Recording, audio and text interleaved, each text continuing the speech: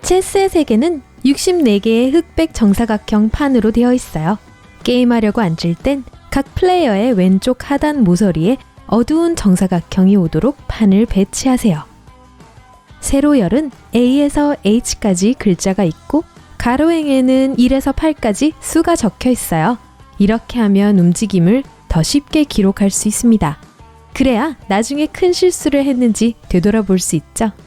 즉, 체스에는 각각 편당 16개로 총 32개의 말이 있어요. 흰색이 먼저 시작해요.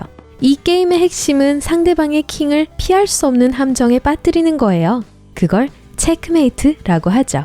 네, 아주 간단해 보이지만 우선 킹에게 다가가야 해요. 그에 충실한 신하들은 상대가 그렇게 하지 않았으면 하고 있죠.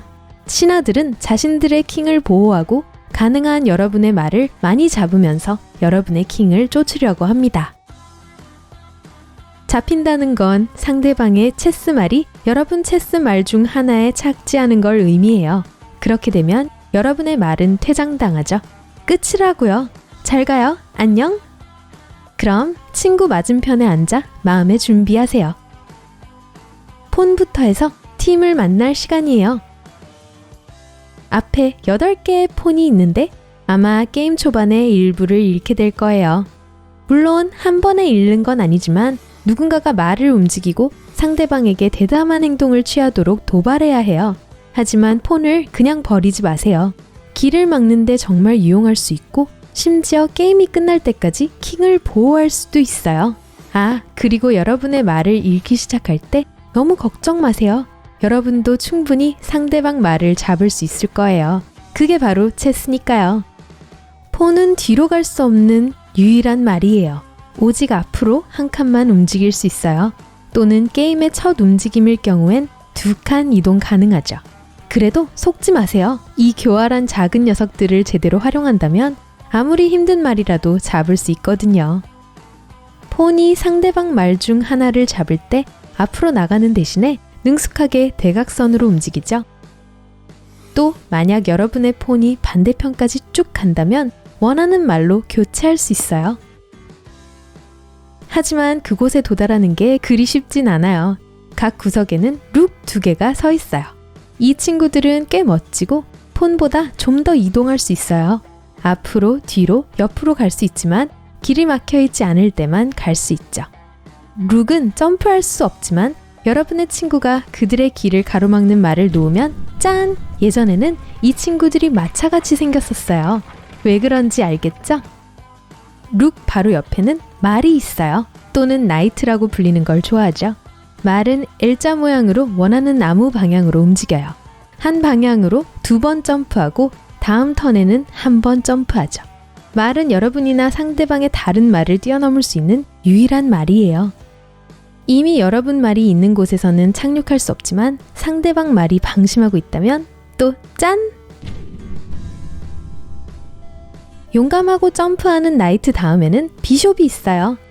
퀸과 킹의 양쪽에 서서 이들을 보호하기 위해 무슨 일이든 할 준비가 되어 있죠.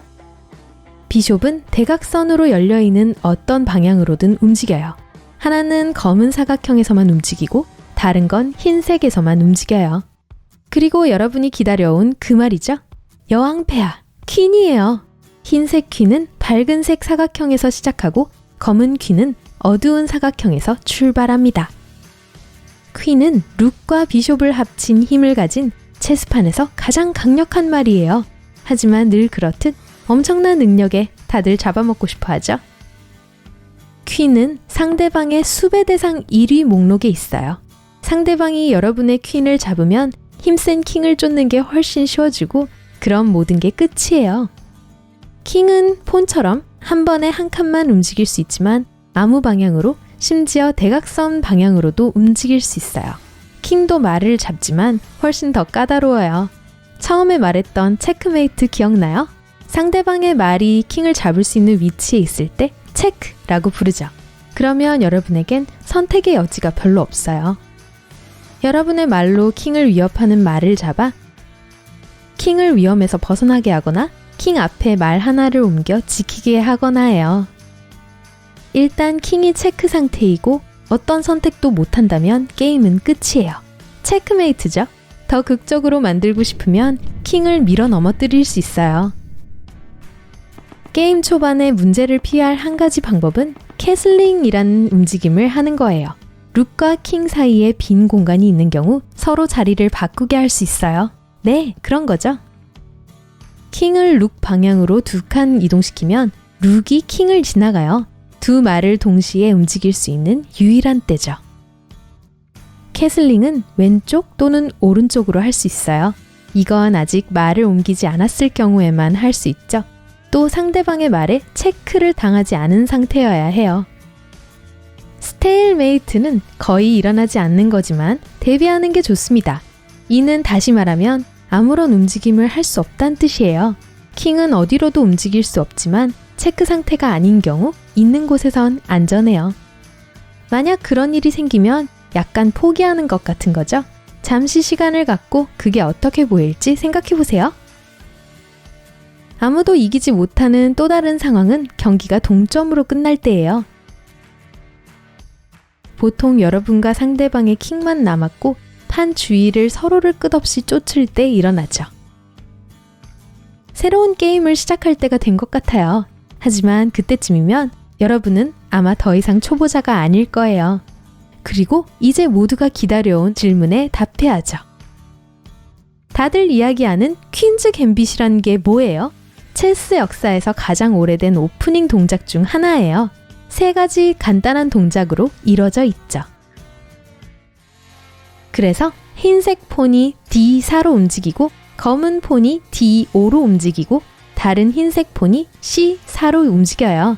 이제 여러분의 퀸은 더 약해졌고 아마 C4 폰을 잃게 될 거지만 거꾸로 생각하면 여러분이 판의 중앙을 통제할 수 있게 돼요. 여러분이 선수 치는 걸 좋아하는 활동적인 플레이어라면 해보세요. 이제 잠시 시간을 내서 몇 가지 퀸스 갬빗 바리에이션을 연습해서 흰색이나 검정색으로 할 때 어떤 움직임을 할 수 있는지 보세요. 혼자서 게임하는 것의 가장 좋은 점은 여러분이 항상 이긴다는 거죠. 멋져요. 하지만 또한 매번 지기도 하죠. 좋은 체스 게임은 3단계가 있어요. 오프닝입니다. 각각의 선수들이 자신들의 정찰병을 판에 내보내고 전략을 세워 어떤 종류의 플레이어와 맞서고 있는지 보려고 하는 거예요. 2단계는 선수들이 서로를 뒤쫓으면서 점점 더 강력한 말을 잡기 시작할 때입니다. 3단계는 마지막 단계로 고도의 긴장이 요구되는 때입니다. 판에는 훨씬 적은, 보통 절반도 안 되는 말이 있고 킹이 훨씬 더 많이 움직이기 시작하죠. 목표는 단지 킹을 체크메이트로 궁지에 모는 게 아니에요. 가능한 상대방의 말을 많이 잡아서 여러분의 킹에게 길을 더 터주는 거죠. 이동성이 뛰어난 말일수록 더 강력하죠.